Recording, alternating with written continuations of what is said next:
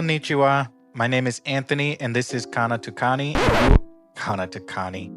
Kana To Kanji. And you guys are watching my journey going from zero in Japanese language knowledge to fluency, no matter how long that takes. So today's video is a video that I have been promising for a few weeks now, and I am finally going to do it.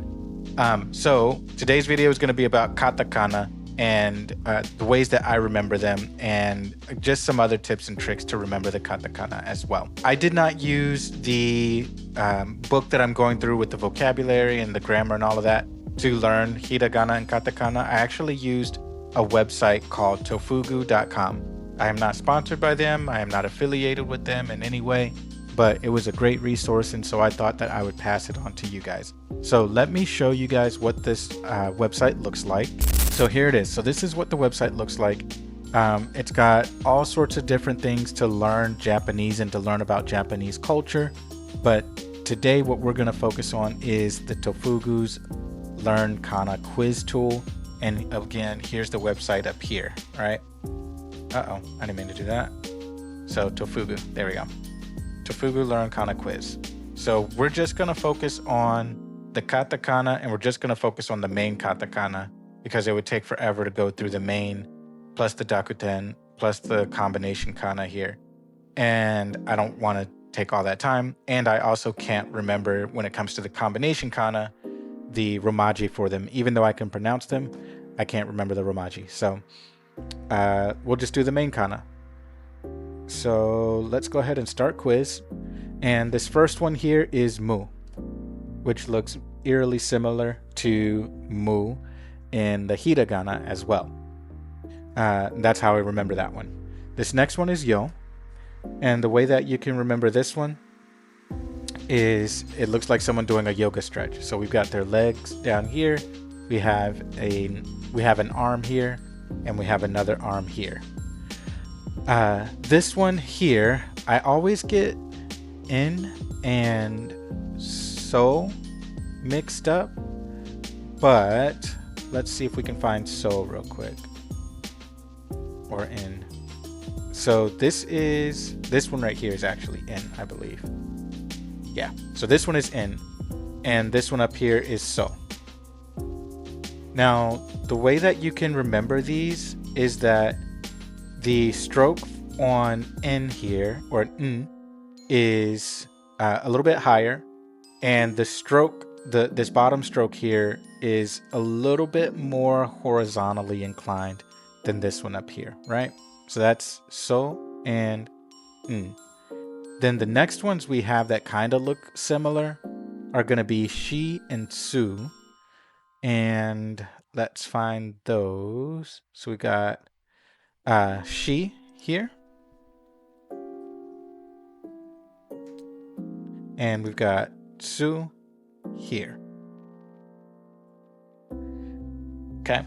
Now the way that I remember these is she looks like a smile, looks like a girl, like she's smiling at you very creepily. You can see that the strokes here are a little more horizontally inclined than they are with su. Su, the strokes are a little more vertically inclined here. Okay. So those are the ones that I struggle with a lot, is shi, su, n, and so. But that's how I try to remember them when I see them in words. Okay, so this next one is ku. This one is ha, and it looks like a little rice hat. So that's how we remember that one. That's the mnemonic from Tofugu. I didn't come up with that myself. This one is no. This one is wo, because it looks like a dog with his tail out. I'm sorry, not his tail, but his tongue out, about to bark. So wo. This is me. This is ru. And with ru, it looks like two roots that you can take in opposite directions. That's how I remember that one. This is ne. And it looks like a horse that is about to jump through some hoops and go ne, or whatever. That's ne. This is ko. If you took out this stroke right here, and you just had these two and they were curved, it would look like the hiragana for ko. This is chi, and it looks like a headless cheerleader about to do a cheer or in the middle of a cheer. So this one's chi. This one is ri. It looks kind of like the hiragana. It's just missing like the connecting piece there. This one is ro or lo. And for this one, the way I remember it is it's just a road that's going nowhere. So it's just ro. This is ke, and it looks like a K. This one is, I always get this one mixed up. I believe this is hu. Yeah, hu. I can't remember the mnemonic for this one, but it's hu. And then this one is mo, and it kind of looks like the hiragana for mo. This one is he, because it looks like someone that's about to laugh. It looks like he is about to laugh or smile. So this one's he. This is ya, because it looks kind of like the hiragana for ya. That's how I remember that one. This headless Superman is su. This holy cross is ho. That's how we remember this one, because it looks like a cross with like light coming off of it. So it's ho for holy. This one is u, and it kind of looks like u. The hiragana for u, I mean. This one is ki, and it does kind of look like ki if it had the bottom stroke here. This one's ta. I don't remember the mnemonic for this one, and I think because it didn't make sense to me. This one is te, which it looks kind of like a telephone pole. You know, you got the bottom here bent by a tornado, I guess. You got the line, and then you got another line up here, so that's te. This one's e. I don't remember. I don't really remember the mnemonic for this one, and probably because like ta, it did make sense to me. This one is ma, and it's ma because it has all these angles, right? Angle here, angle here, angle here, angle here. That's a lot of math. So this is ma. And speaking of angles, one of the ways that you can tell the difference between hiragana and katakana is, generally speaking, hiragana has more rounded edges, it's more curvy, whereas katakana, if you look at these, they have a lot of like sharp angles in the katakana. So if you're ever confused as to like whether this is hiragana or whether this is katakana, if you're just starting out like I am, pay attention to just how it looks, right? Like these sharper angles are indications that it's probably katakana. Okay. This one is na for a narwhal, because it looks like a little narwhal swimming is the mnemonic for that. This is ni, because it looks like two sewing needles just laying side by side. But if you were to pick those needles up, and you could sew, or sew, sew.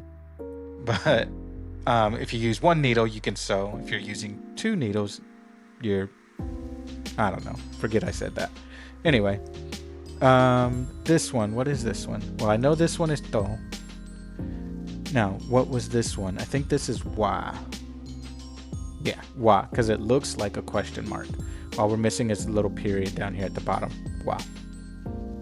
This one is o, because it looks like an opera singer who's about to come out and belt out some notes.